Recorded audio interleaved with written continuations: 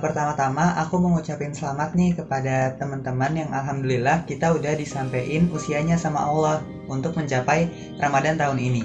Emang sih Ramadan tahun ini agak beda dari Ramadan-Ramadan sebelumnya. Nggak ada buka puasa bersama, nggak ada sholat tarawih berjamaah, nggak ada kumpul sore-sore sibuk nyari menu buka bersama.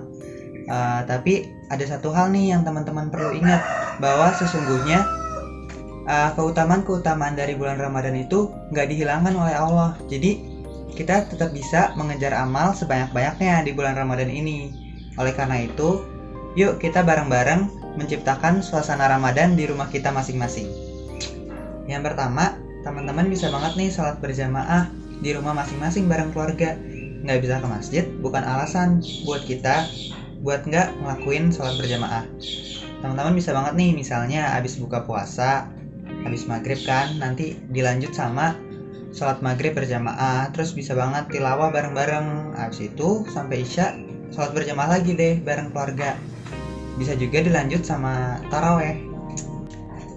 Yang kedua adalah membaca Al-Quran nih. Kita perlu memperbanyak bacaan Al-Quran kita di bulan Ramadan lebih dari bulan-bulan sebelumnya. Nah, jadi di sini aku pengen ngasih tahu tips aku aja buat gimana sih supaya kita bisa nyaman membaca Al-Quran di bulan Ramadan ini. Nah, jadi kalau aku itu lebih suka baca Al-Quran berdasarkan time base gitu daripada lembaran base. Jadi istilahnya misalnya aku setiap sholat itu aku batasin waktu 15 menit minimal untuk baca Al-Quran. Jadi kalau misalnya yang aku rasain dari baca Al-Quran time base ini bisa lebih santai gitu, bisa lebih nyaman, nggak buru-buru. Kalau misalnya aku nempatin targetnya itu dari lembaran, biasanya kalau lagi mau buru-buru nanti bacanya dicepet-cepetin, jadi agak nggak khusyuk gitu.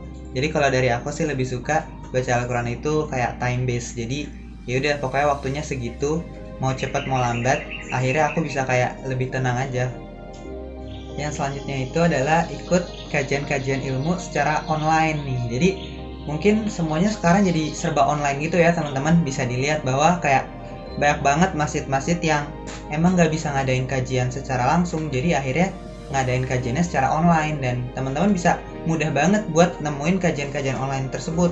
Yang paling deket sama kalangan kita nih ITB ada P3RI, mungkin dari gamais-gamais wilayah juga banyak nih yang ngadain kajian-kajian online. Teman-teman bisa banget buat memperdalam ilmu agama, ikut kajian-kajian tersebut.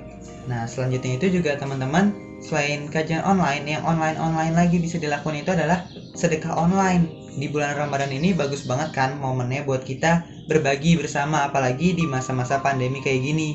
Bisa banget nih, apalagi banyak banget kan yang mewadahi buat donasi online dari himpunan-himpunan, ataupun bisa langsung juga ke Masjid Salman. Mungkin salah satu tips juga dari aku biar teman-teman bisa tetap semangat menjalani Ramadan ini itu adalah mencari teman buat ibadah. Ya kayak teman-teman tahu aja, kalau kita menjalani aktivitas bersama-sama pasti kita tuh bakal lebih bersemangat gitu. Jadi istilahnya ada saingan lah dalam berbuat kebaikan, tapi jangan sampai hal ini malah membuat kita kayak beribadah buat dilihat teman. Nggak gitu, tujuannya adalah supaya kita bisa saling memotivasi dalam berbuat kebaikan.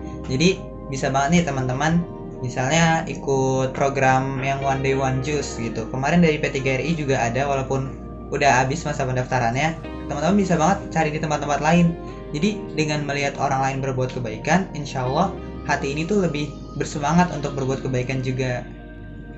Terakhir aku mau sampein bahwa kita nggak tahu nih teman-teman apa sih yang bakal terjadi di hidup kita buat kedepannya. Aku pernah dengar bahwa celakalah orang-orang yang telah menjalani hari-harinya di bulan Ramadan, tapi di akhir Ramadan itu dia tidak mendapat ampunan dosa dari Allah. Bisa jadi ini Ramadan terakhir kita. Yuk teman-teman, kita maksimalin Ramadan kali ini dengan amal-amalan yang bisa kita lakukan dari rumah. Semangat!